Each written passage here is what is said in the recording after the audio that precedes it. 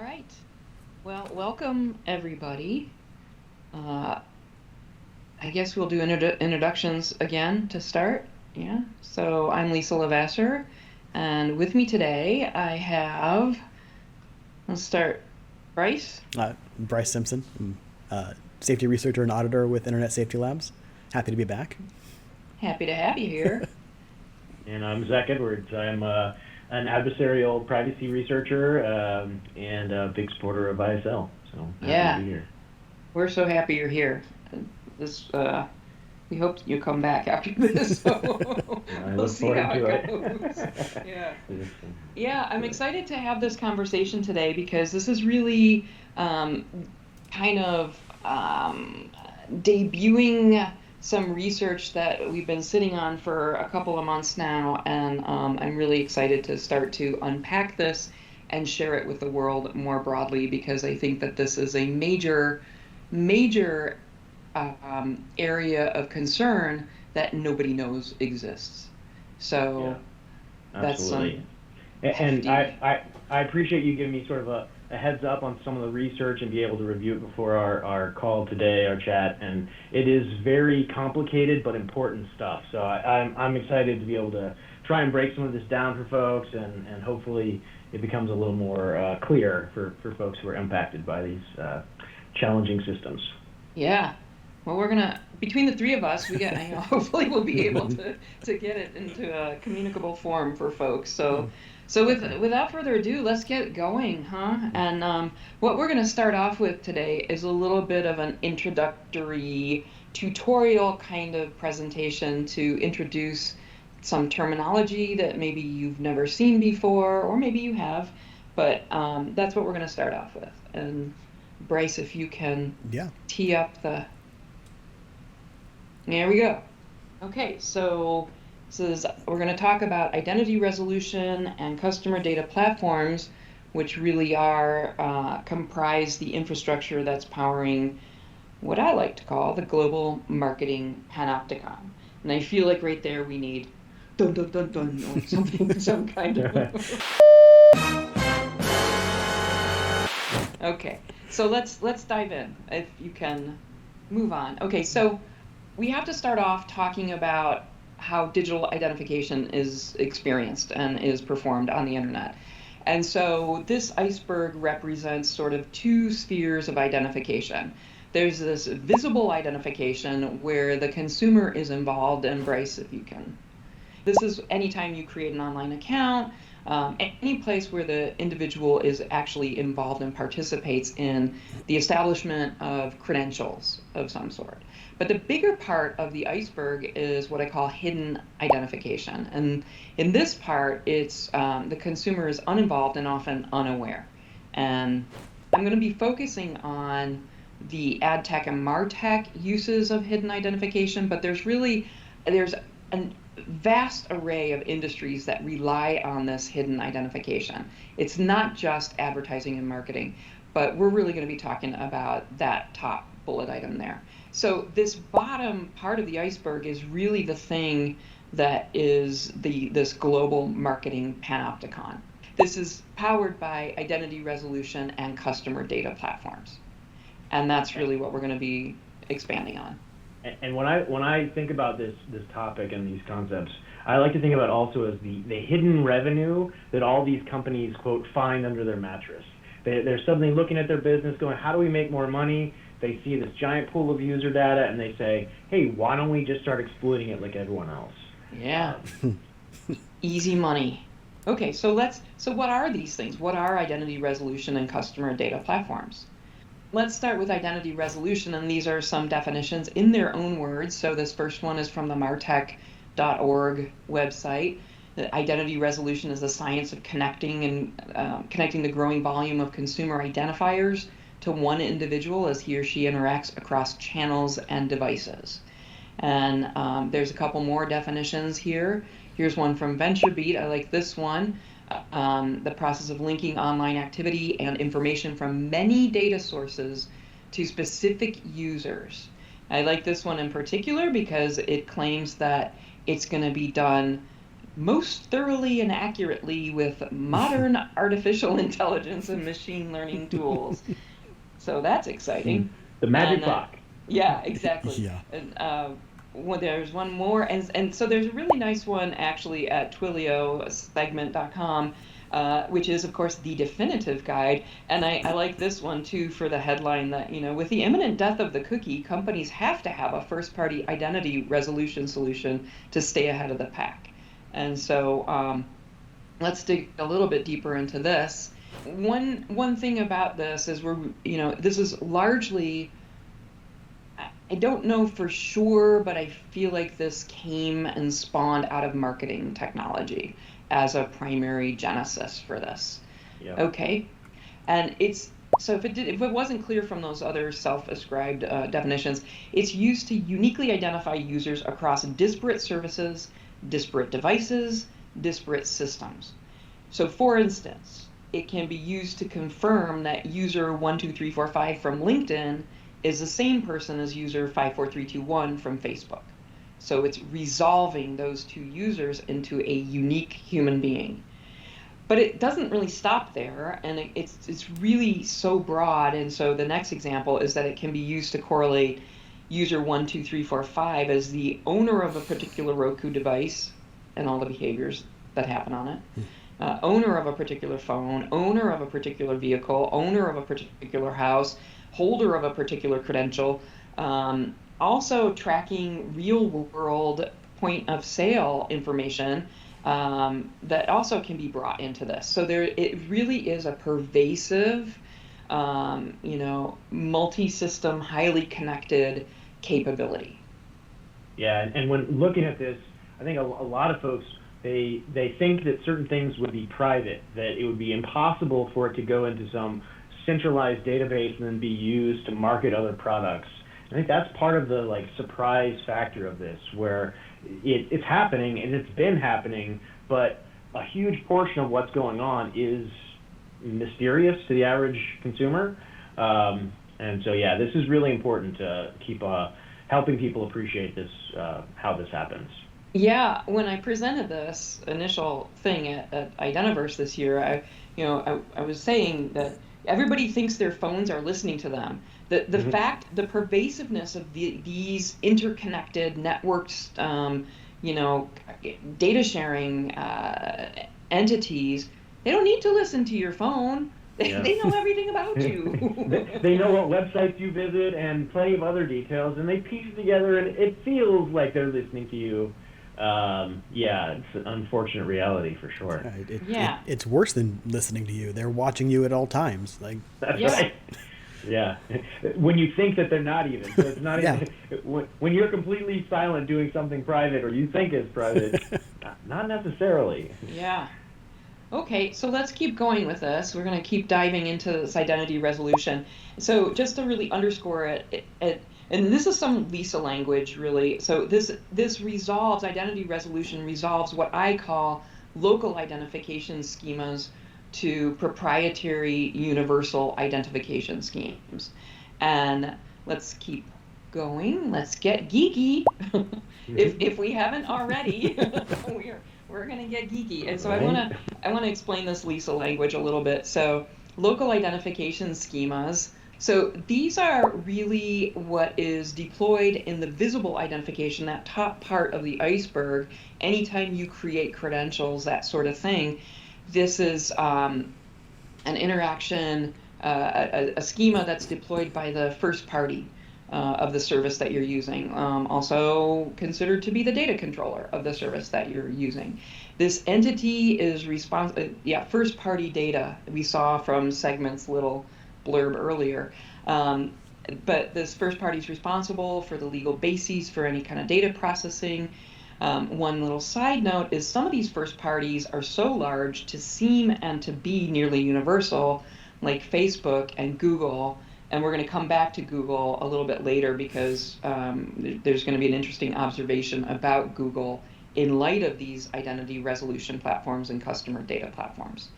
The infrastructure that powers local identification schemas is known as Identity and Access Management, IAM. That's the infrastructure and the industry that facilitates these local identification schemas. And so, so that's local identification schema. And briefly on the local identification schemas, I think what's interesting about it is the vast majority of providers who provide some aspect of that, and let's just take Gmail or an email service, for instance, they aren't really trying to be adversarial against these sources that are turning them into these universal IDs.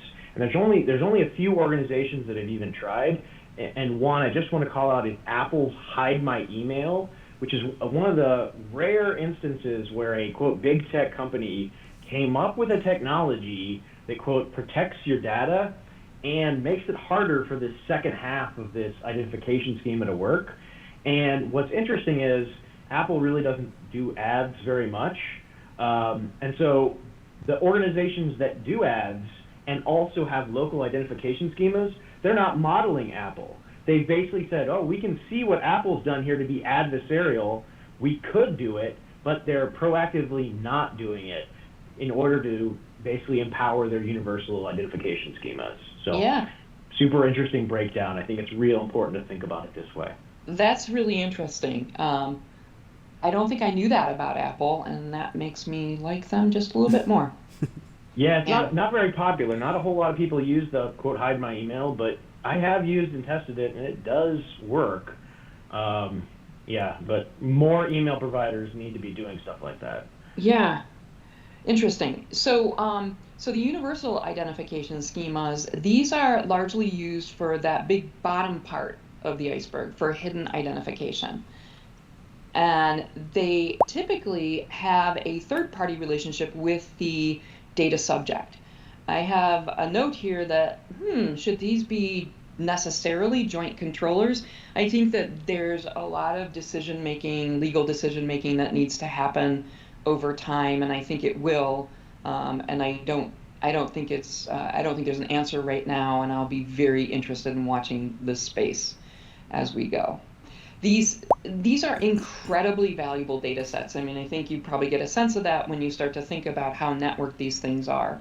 So very, very valuable data sets. They rely, this is the beauty of this as a business model, they rely on the first parties for the legal bases for data processing. So they're really kind of like not a care in the world, because they rely on the first party for the legal basis for data processing, and they're just doing their thing with that legally procured data.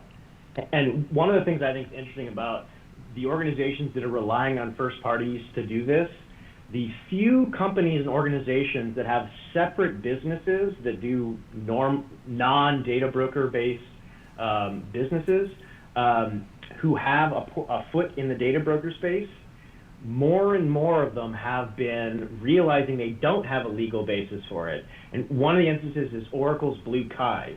So Oracle, just this last month or so, they basically said, we're out of the advertising business. They've been spending hundreds of millions of dollars over the last years to basically acquire different data companies, advertising companies, and one of the largest was this company called Blue Kai. It's comparable to many of the other sort of identification schemas. They basically threw that in the dumpster. They said, we're not going to try and maintain this anymore. It's going to go away. And another example is Adobe's Data Co-op, which they launched in 2016, and by 2021, they shut down all of the signups for it, and they said, give us about 18 months, we're going to turn this whole thing off. And it was the same basis. They basically realized that something that they were doing was creating a huge bunch of privacy violations for real people, and they probably didn't have actual legal consent to build these giant user graphs. And so, more and more companies that sort of are conservative with their decisions are coming to having that come to Jesus moment and then throwing that business in the trash. Yeah, risk averse or risk sensitive, and they're realizing that the risk is not worth it. Absolutely, yeah. Interesting.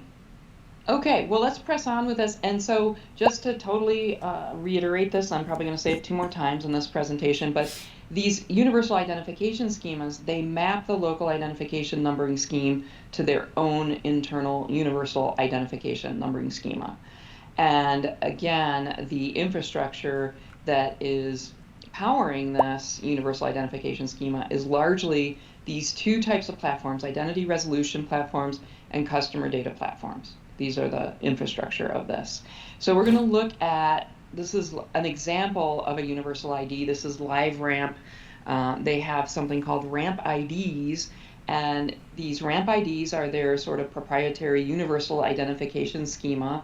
And what they do is they have a number of integration partners and customers that have their own local identification schemas, and they basically export their data or otherwise get their data into LiveRamp system, and the LiveRamp system is able to translate and map those local identification numbers to their own ramp IDs. And so LiveRamp says they have over 900 of these partners. Wow. So this is only however many 10. And yeah. And when I see this, I'm sort of reminded of, like, how do you stop LiveRamp from collecting your data? The only way to do it is to give them more of your data. Their opt-out process requires giving your email and phone numbers, and then they'll permanently keep track of it. Don't worry, they'll help to keep you from being tracked. And so it's absolutely counterintuitive, where these organizations that are like, hey, we're going to be collecting data forever. Whether you want us to, whether you don't want us to, both scenarios, we're going to collect it forever. And so it really is a place where you don't have control. You either partially maybe have some control because you've opted yourself out, or you're part of the pure chaos of every time you sign up for a system and it happens to be one of their clients, boom, they get a huge payload of data about you. It's shocking. Yeah, I know. It's like there's no escape. There's no escape from it.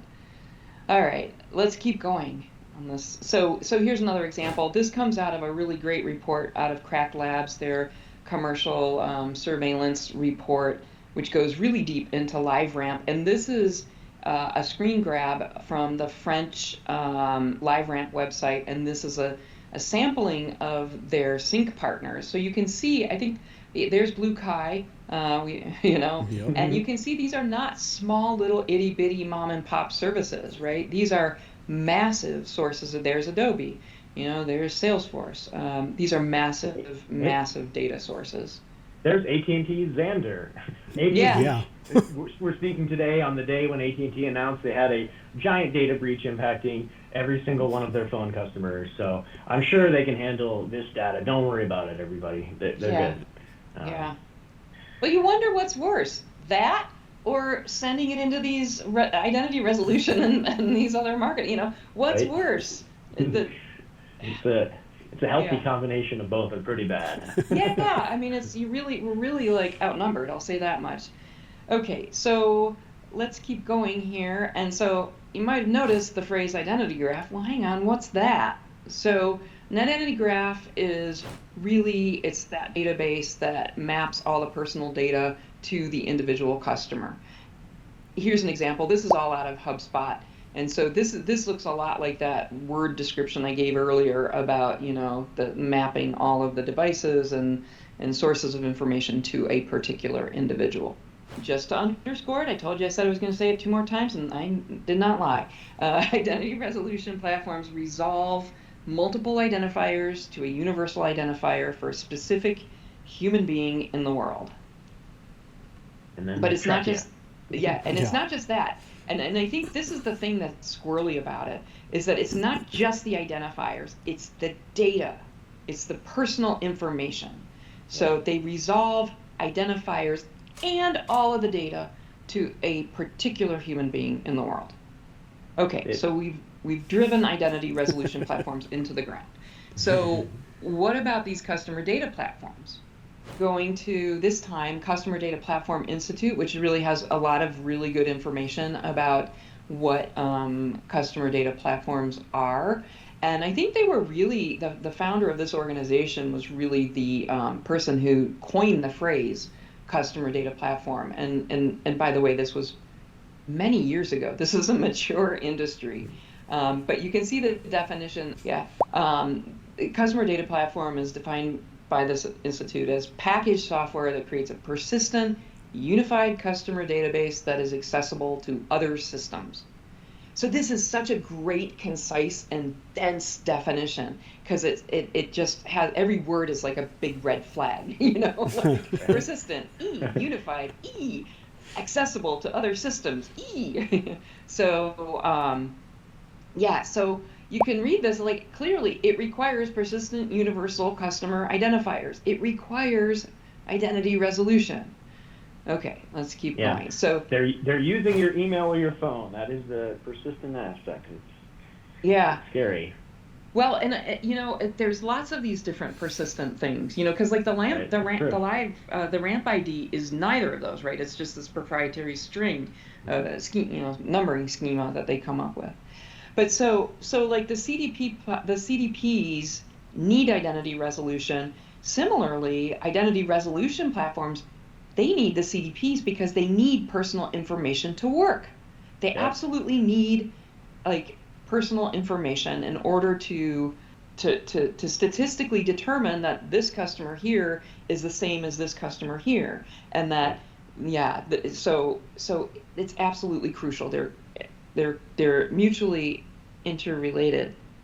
Bryce, and they create that value where if there wasn't value in these transfers and in the syncing, businesses wouldn't be rushing to get to the front of the line and be sending their data into these pools. So there's this weird two sides of it where businesses are, quote, getting value from it, but that value is scraped from other business relationships you may have, and it all sort of comes back unexpectedly. So really, really interesting. It is very interesting. And so this is my way of showing that it's like, the two industries are really, really tightly coupled and complementary. So let's keep going. So what are the common characteristics of these platforms? They're obviously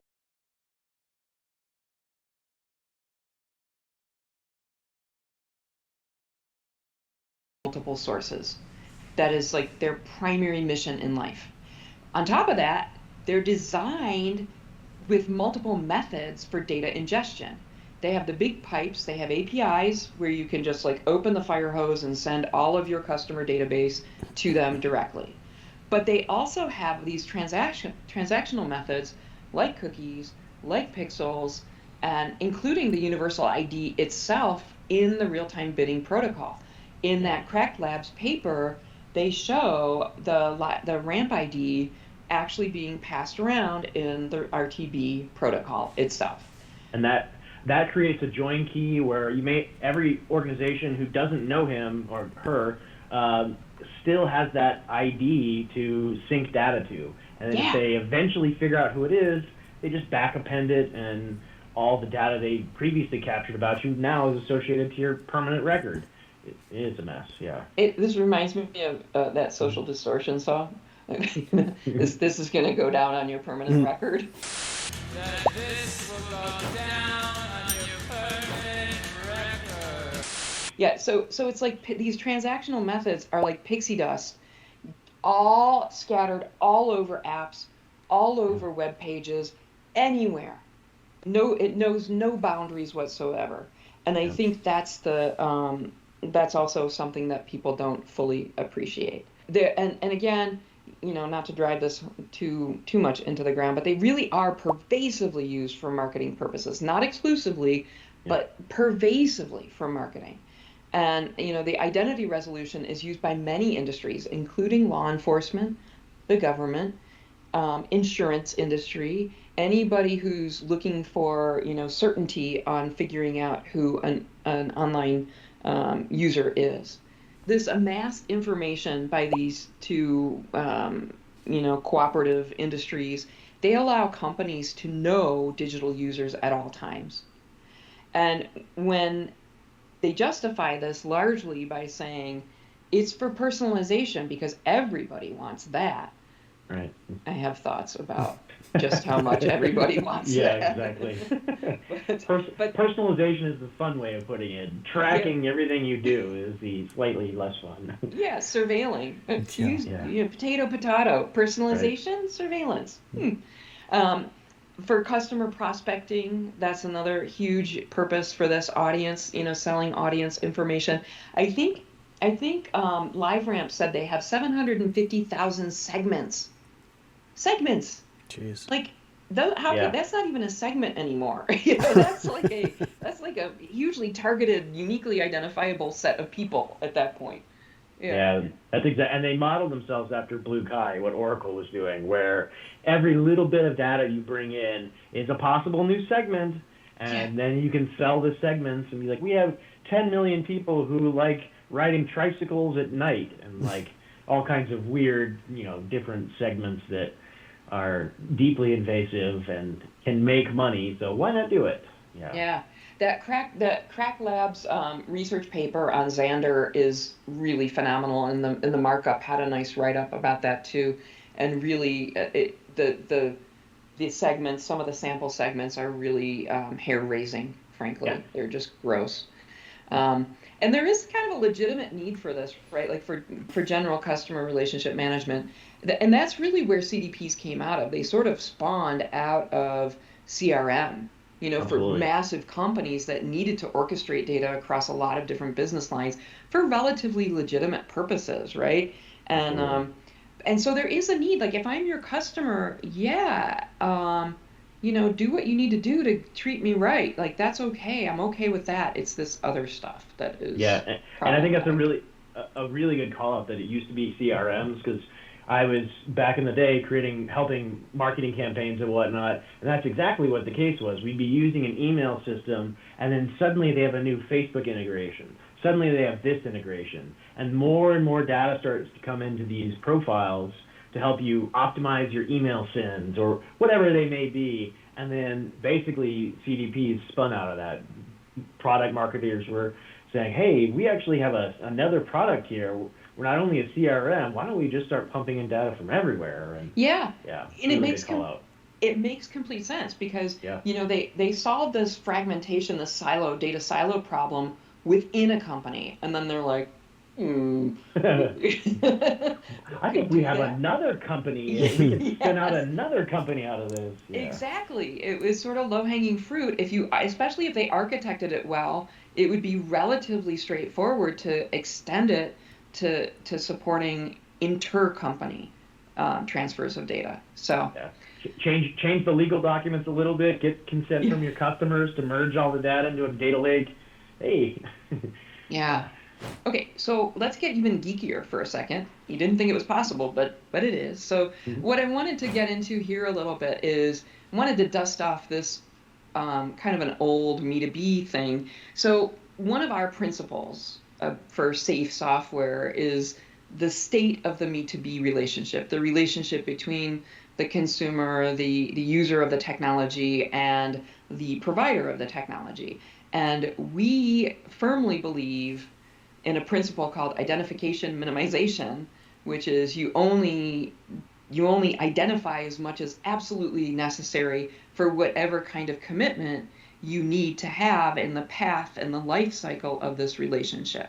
So these little stars are these points of transactions or commitments, and you should minimize what kind of identification you're doing at each one of these points. And it's this point, this account creation, this is where a user opts in to being remembered, recognized, and responded to. Like I want to have the personalized experience. I want to be known. And it's really only at that point where you should be known and Right. like sort of fully known. And this is, like I said, it's a principle of our works for many years. We believe people have a right to anonymity. Of course, with this infrastructure, though, what the real situation is that you're just known. You're Yeah. just known. And never mind if you're logged in, never mind if you have no relationship whatsoever. It's your first time ever visiting that site. You are known. Yeah. You are known. And some of these CDPs now, they create a session identifier that they use to determine whether you accepted the cookies even. So Yeah. they're right at the front of that relationship, and then they basically take that anonymous ID, and then as soon as you sign up for an account, they back append everything that you've done with that anonymous to your account. And yeah, it's really important for people to appreciate that businesses, digital businesses, are tracking you even before you accept those cookies for their own rationales. Yeah, Yeah. really unfortunate. Yeah, and so the one thing about the reason I went deep into all of this stuff is because it's one thing, like we all sort of know this is happening, right? It's Yeah, one thing to know it's happening, it's another to know how it's happening. right. And when I learned how, like when I saw and was able to see like, oh, it's this technology that is enabling this, it was quite overwhelming, frankly. So, and that's why we wanted to get this out. Okay, so we've been at this a while. Now we're going to get to the podcast part, which, which I think we're going to go straight into. I guess, what should we go into? Let's go into the label. So this is the label we looked at last time in our inaugural sort of podcast. This is the worst label in our database. Yes. This was exceptionally terrible. Yeah, except and Zach, you will not find no surprise at all that this is a school. I think we lost Please Lisa say. there for a minute. I think she was about to endorse the Palm Beach County I School think that's what it District was. ad. I think she was going to give a Oh, wholehearted. geez, We lost you there for We a lost second. you for a second, yeah. okay. So I turned my camera off because in case it was okay. This is going to be fun. Okay. This is a school utility app that we've been looking at since 2021, right? Amazing. Yeah. We knew it was bad, and now we know really, really how bad it is. And by the way, Zach, I don't know if you saw our research, but we were finally able to assess the use of SDKs as a proxy for data sharing, and it turns out they're not great. Right. Yeah, they're Well, they're not great. was hoping it was not the case. Turns out to be. I know. Yeah.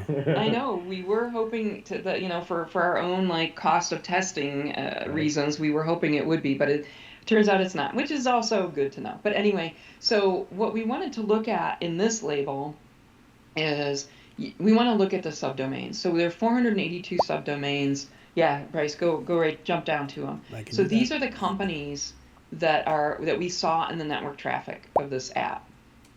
And what we wanted to do was look at how many of these are identity resolution or customer data platforms. And so, Bryce, I think you have those. I do. If you give me 1 second, I can switch over to that. Okay.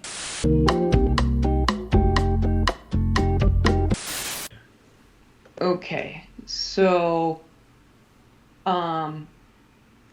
there we go. Yep. These are the ones that we have identified as and seen in network traffic. Yeah. Well, those are all certainly huge companies, so I think that tells you. How many are there? I think it was 20 total, but there's a couple that have some crossover, like I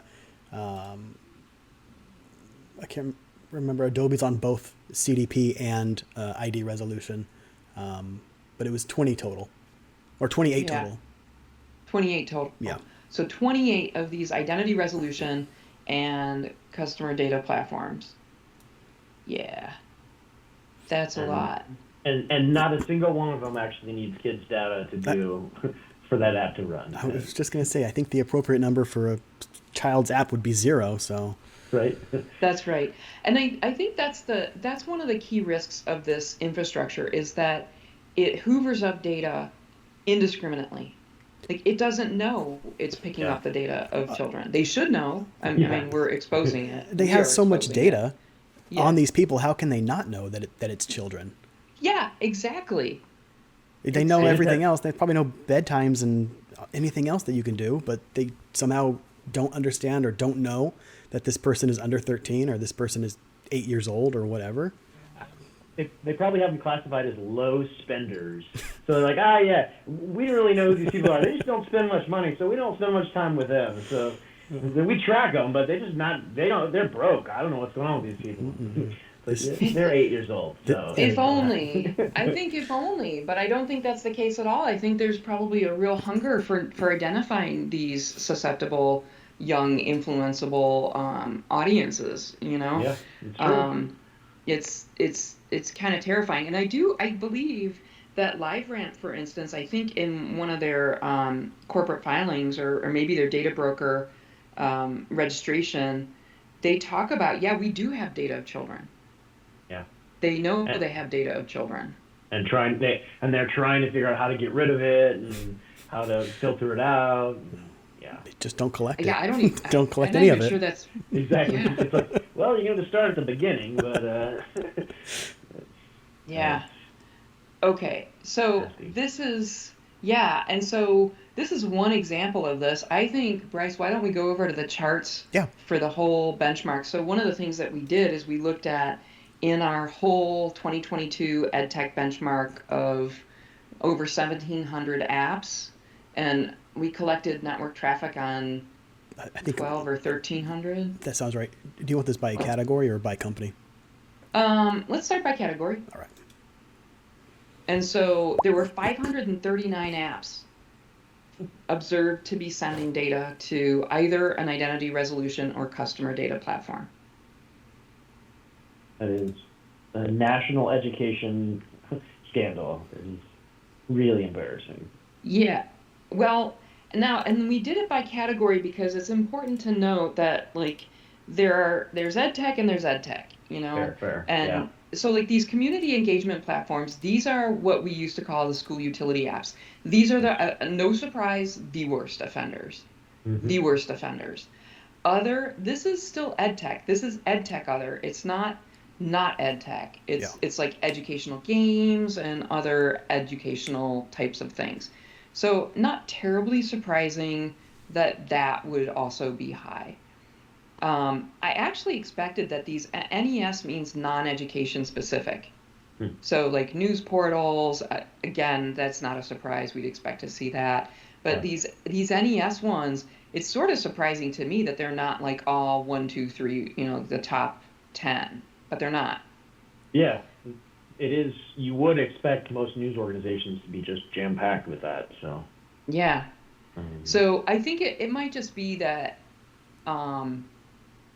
we had so many of these community engagement platform apps, and this is an app distribution. So probably, I mean, pound for pound, I mean, probably 100% of the NES apps, the news apps were sending data to these things. Makes sense. And some of these other ones, like single sign-on, is only 2 of the apps. And okay, so let's go to the next one. So the other thing we did is we looked at the top 25 companies that occurred most frequently. And so, interestingly, Microsoft, number 1. Big caveat about this, though.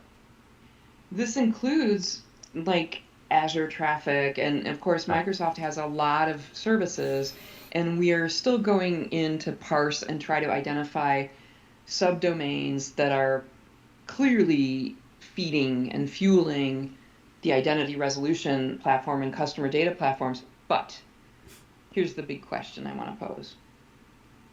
How likely is it that a company like Microsoft is sharing that data internally? Oh, pretty dang likely, I would say. I mean, I think the core difference would be they would call it for fraud and abuse purposes, and so I would imagine out of these big companies, a huge chunk of them share the data internally to some degree, and they call it for fraud and abuse, and they say, we only let certain teams look at this for certain purposes, but they're still collecting the data, and it is a really sticky wicket where if you're like, well, this one team can look at it, but this other team can't. It's impossible to police externally. There's tons of loopholes where the data can suddenly show up in a place that it shouldn't. And so really it's as Bryce was saying, just don't collect it. That's the easiest way to not create problems is like find better ways to do your work so that you're not potentially ingesting it for future use. Yeah. But Yeah, it's definitely interesting that Microsoft is at the top of there. And yeah, well, I think it's fair to point out that Azure is similar to like an Amazon AWS and like Google Cloud, but those services do fuel some products internally. So Yeah. yeah, Well, I think like Microsoft has been like kind of the sleeper. A lot of attention, regulatory attention and everything has been on Meta and Google. And Microsoft has been sitting there quietly building up their ad platform, building up all of this, whatever. And now with the OpenAI on top of it, it's like, yeah, okay, you just went to the top of my list. And then what was the name of that thing that little creepy surveillance tool that they had Oh, launched? Recall? yeah. oh, Recall. recall. Yeah, Yeah. we'll remember everything so you don't have to. And Yeah. P.S. It's not very secure. Yeah. What could possibly go wrong? Anyway, couple more thoughts on this. So the orange, by the way, orange means these are registered data brokers. And so to be specific, we looked at the Vermont and the California registries, and these were all registered data brokers. And those are the So ones that do anything and everything with that data. They yeah, don't have pretty much any rules. And so, yeah, it's really interesting when you see this breakdown where it's like some of these data brokers are huge, like Oracle, for instance, who own Blue Kai. Yeah, and what will be interesting is in 2 or 3 years, Oracle may theoretically not be on these lists anymore if they actually implode all these products that had been doing this. So it'll be real interesting to watch how they potentially drop in what type of app coverage. So indeed. yeah, And so interesting to note who's not on here. Well, let me give a little bit of backstory too. We created a database of all of the identity resolution and customer data platform companies that we could find online.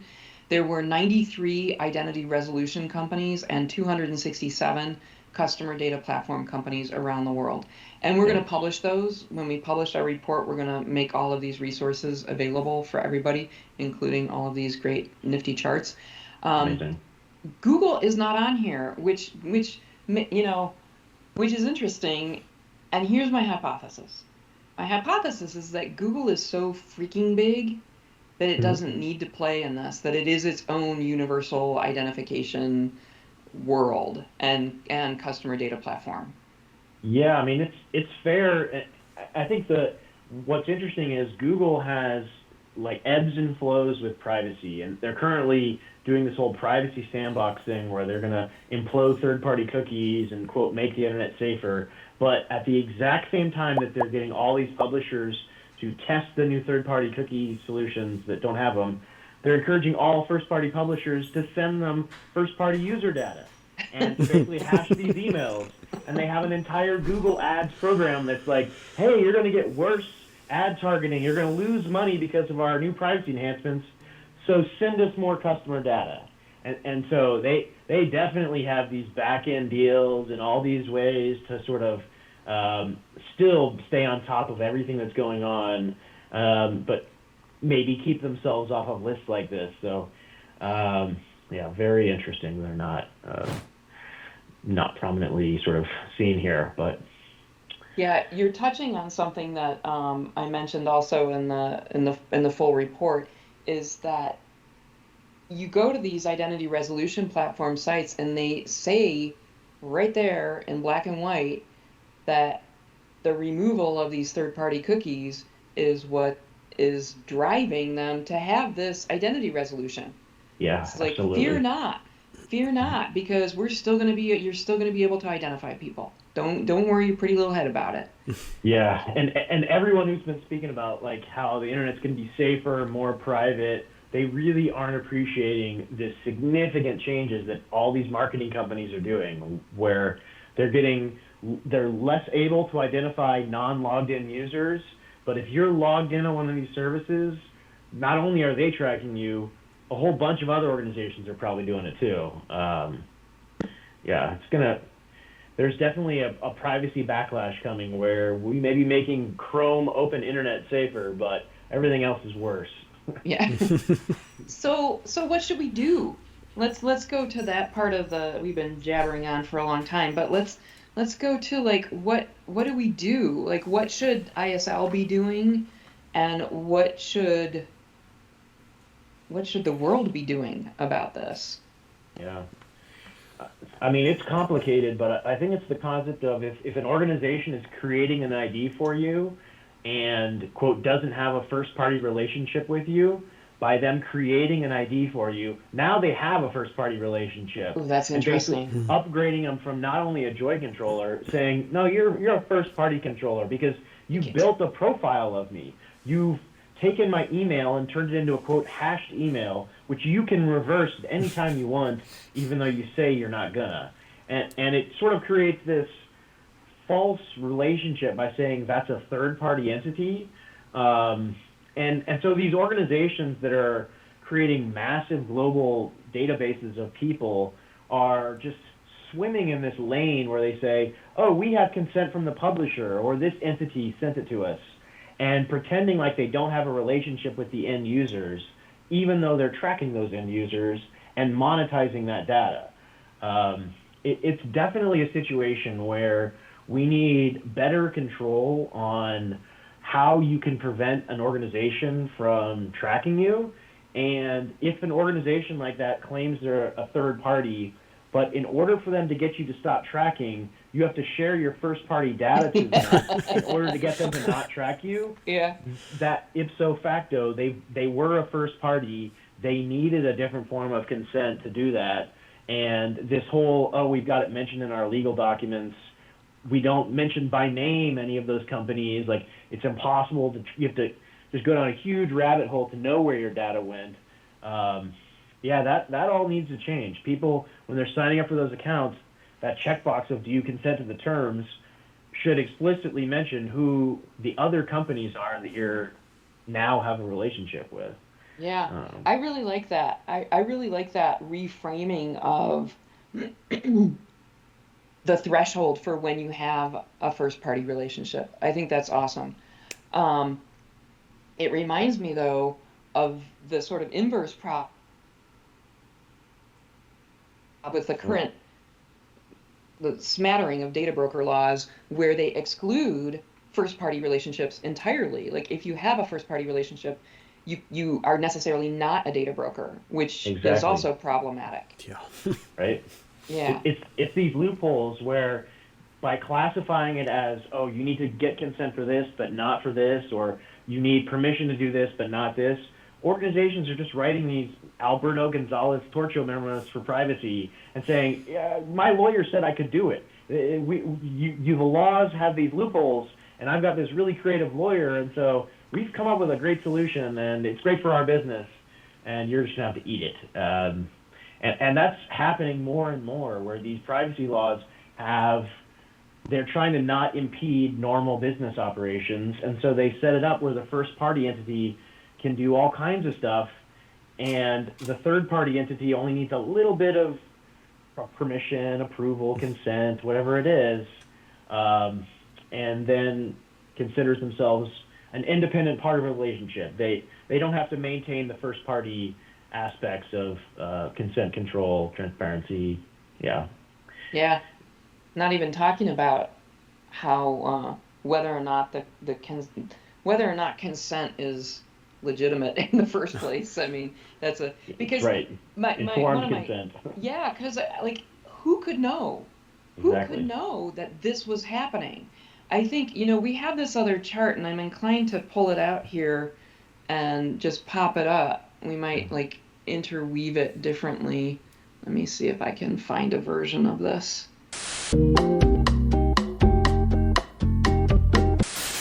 So my point with this figure 9, this is from the report that's coming out, but I've been questioning this for a long time. Like, when are we reaching the point of unknowability?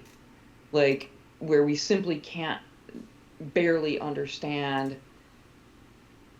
the actual behavior of technology anymore. I mean, I think I've been saying for a while that like real-time bidding itself, it's never the same river twice, right? And so that there's an unknowability to that, a dynamism to that, and so how can you consent? How can you consent to something that has a behavior that is not predictable and not consistent. And that would be, I mean, if there was a law change where instead of just data brokers having to register, it was organizations who worked with data brokers. So all the first parties had to not only register, but identify the brokers that they work with. Then we would basically have a database, not of just the data brokers, but of how those data brokers got their data. That's right. And basically that's the missing piece of this, is that your average consumer can't go to their favorite brand, type in Bonobos or whatever that brand may be, and see who they work with, and then quickly extricate those other data brokers from their life. Like, it's impossible. It takes sort of efforts like the safety labs, y'all's privacy label, this type of research, because the laws haven't caught up to the reality yet. Yeah. So consent to me, and the reason I want to show this diagram that poor Bryce is trying to, yeah, there we go. So this is a mapping. We mapped, these aren't even all of the partners, but we went to the LiveRamp website, mParticle and Segment. These are 3 identity resolution, and we pulled out all of the either customers or integration partners, and then we mapped them. And you can see the cross-pollination that is happening there. And it's like, yeah, there's a boatload of these entities that are feeding in to even LiveRamp and Segment. Yeah, there's a huge number of entities.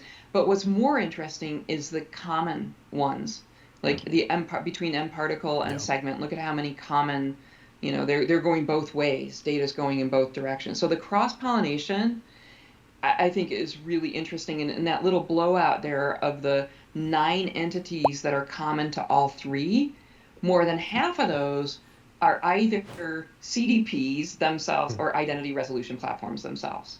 Right. So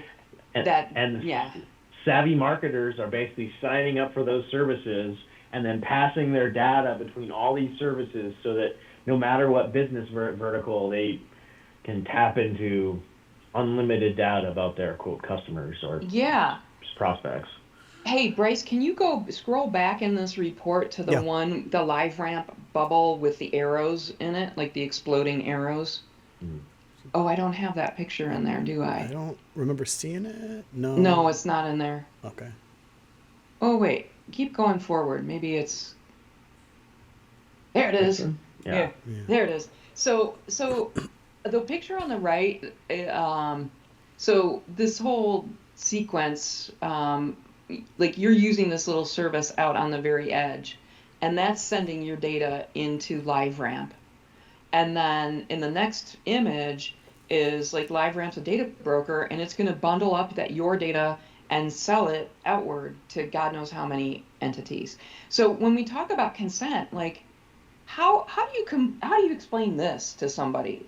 Like, nobody understands that's happening. It's like a data co-op. It's basically like all these people saying, I'll give you a little what I have, do you give me a little what you have, and we'll all collaborate, and no one will notice or care. And really, this is what Adobe did in 2016, and they were the first. They literally called it the Adobe Data Co-op. They went all in with all of the rhetoric, basically saying, it's a rising tide lifts all boats. Everyone shares here. Then we get to optimize our marketing campaigns. And they also had some interesting information with theirs, where they said once you sign up for the Adobe Data Co-op, it takes a few months for you to get the full value from it. Basically, it means you have to send enough of your data into this system, and then we'll match it with a bunch of other companies, and then start sending it to you back. And that's a perfect example of how these data co-ops work. It is like Mark Twain, getting someone to paint the fence for you, where you're like, I'm about to buy some data. But really, you're giving away your data, and they're giving you a little bit back to make you think that it's okay. It just really, I think it's such an important way for folks to appreciate the data goes in, and then it goes right back out to other organizations.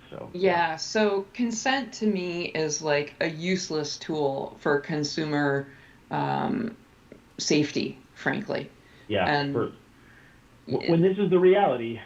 Because if people knew this was happening, and hopefully they do. Hopefully everybody will listen to this and know this is happening. Right. But when you know this is happening, you would never consent to this. Well, I You think would never do it. I think that's part of the issue is that we say consent and okay, consent, but in reality it needs to be this informed consent because you can't know what you're consenting to in this case, as one example. I think that's a really important thing that kind of gets glossed over at times. Well, it does, I think, in the rhetoric, but it doesn't in the law. Like GDPR is pretty clear True. about the informed aspect of consent. The problem is that I think it's impossible. I think it's just simply impossible. I mean, imagine if LiveRamp was like, their disclaimer was like, if you give us data, we will give it to any one of these customers of ours. Yeah. And then it was a giant list of their customers. I mean, that's informed consent, and it would be like sweating under your shirt, like, oh, this seems bad. I don't think I want to go through with this. And I think that's part of the complexity is all these purple dots are hard to visibly review. This isn't all of them, by the way. This is like less than half of the 900 that they claim to have, which I think there's power in visualization of things, which is why we did this. Okay, so let's wrap up some thoughts here. One is that I think we all agree that no children's data should be going to these platforms. Absolutely. That's something we agree on. Oh, yeah. We also agree that there needs to be more scrutiny on this, I think, and more nuanced language to better, I don't know, what's the word, guardrails or better mechanisms to expose and control the risks for consumers on this stuff. And I really like that idea of like creating a different threshold for first party relationships. Right. That's powerful. And I think that one of the challenges is when you want to opt out, you have to give them personal information to opt out, but then you don't get reports on what they've done with that. It's a trust fall exercise. And so one of these issues is that there are God knows how many people opting out through these data brokers, but there's no externalization of how successful it's been. Are these companies being audited to make sure that they're doing this? And it's just all a series of, I hope it's working, because if it's not, then my privacy is in big trouble. That's reminding me of like one of the thoughts I had is, wouldn't it be great if the global privacy control signal could actually be like reused as a signal to these platforms to say, no. Yeah. And I think stuff like the global privacy control is like empowering for consumers, makes it easier, and it's adversarial against these people who collect it as soon as you hit the page. And so what's interesting about the global privacy control is you're not having to click a button or do anything. It's being sent with every request to every page you visit.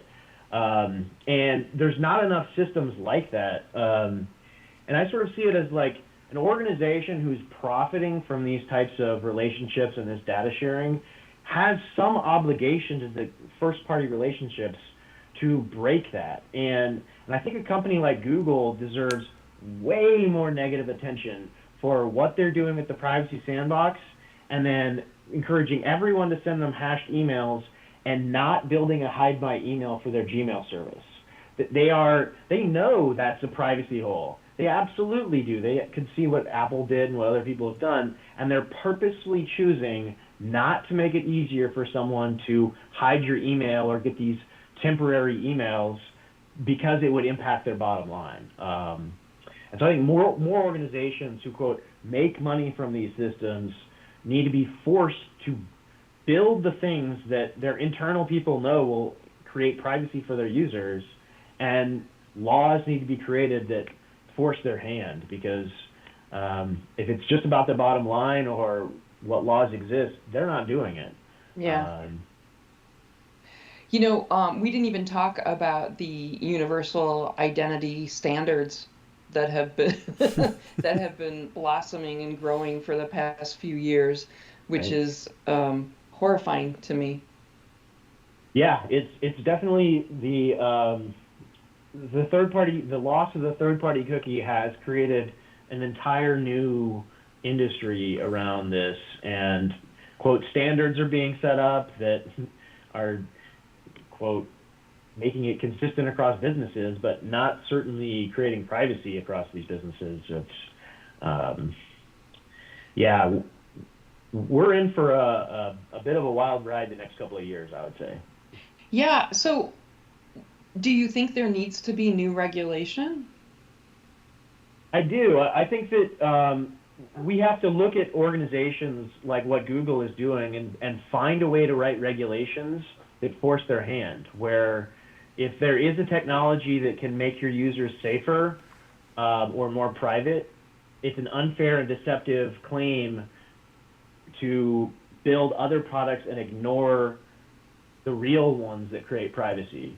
And there's this awful challenge where this privacy technology is very complicated. I mean, between the three of us, we all have different perspectives and different awareness of the risks, and your average consumer is only going to know some of that.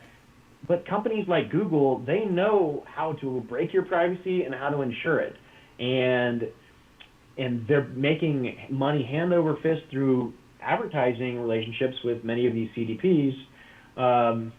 But no one is sort of forcing their hand to build products that would, well, break some of this. Yeah.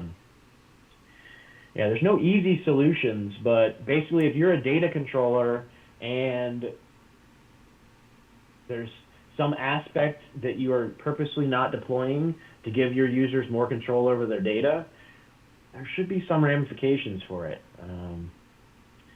Yeah, I don't know exactly the best way to do it, but yeah, I think focusing in on what they're not doing, but is totally possible, is really how we can find that area where we want to see them improve, and then potentially create legislation that forces it. Yeah.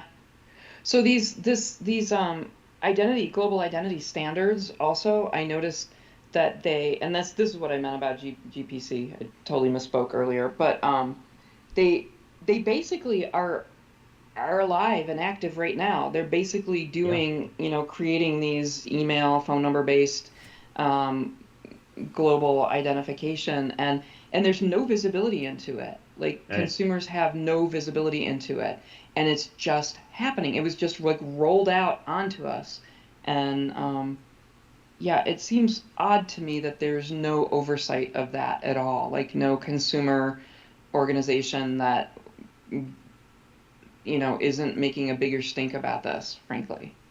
Yeah, I mean, we have the crash safety standards, but we don't have digital crash safety standards. And it's the concept of who is checking that these user IDs are safe, private, creating reports on it, holding the company's feet to the fire when they're not. Yeah. Yeah. Yeah. Okay. Well, we've covered a lot of ground. Is there? Oh, and the last thing I'm going to say is, what should ISL do? One thing we are planning to do is to highlight these platforms in the safety labels. We're going to basically, just like we highlight data brokers, we're going to highlight those kinds of platforms as well as an extra sort of characterization. And I think that's pretty much one of the most important things you can do is that education aspect, where it's not easy for your average consumer to go to a website or an app or a service and know what is going on. And they're not required to disclose it in a clear way. They bury it in 15 pages of legal documents that no one can parse. And when you're signing up, they have just a little like, do you agree to this giant page of legal documents? And so, yeah, I think the ISL work with this education and trying to create better standards and saying this is absolutely a better way to communicate this information. I think it's the best we've got right now, and hopefully as more legislators and whatnot clue into the reality of these systems based on this type of simplification and summarization, they start to appreciate that the laws that they've written aren't doing much. Yeah. Do you have any Impor- thoughts on the Chevron decision relative to this conversation? I mean, Dare I ask? it means that Congress has to write really good laws because the agencies are hamstrung in any type of analysis for any type of ambiguities. If it's not explicitly written in the law, it's going to be challenged and apparently thrown out. They won't be able to regulate on gray area. Do you And think it's privacy even, law is all gray area. So yeah, do you think it's even possible for an organization like Congress to write the kind of nuanced laws that they've done. this stuff takes? They've done it with tax law, and I like to think about it as Oh, like yeah. privacy law is something that you're going to do once and then constantly have to tweak it.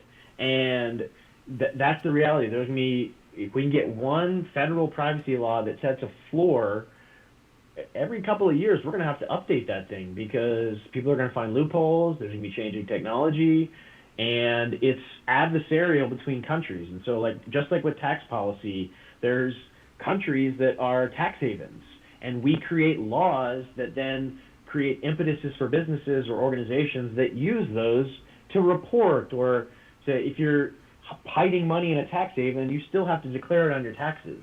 And we need concepts like that of appreciating these complex loopholes and slowly closing them so that we actually have privacy or, and security from it.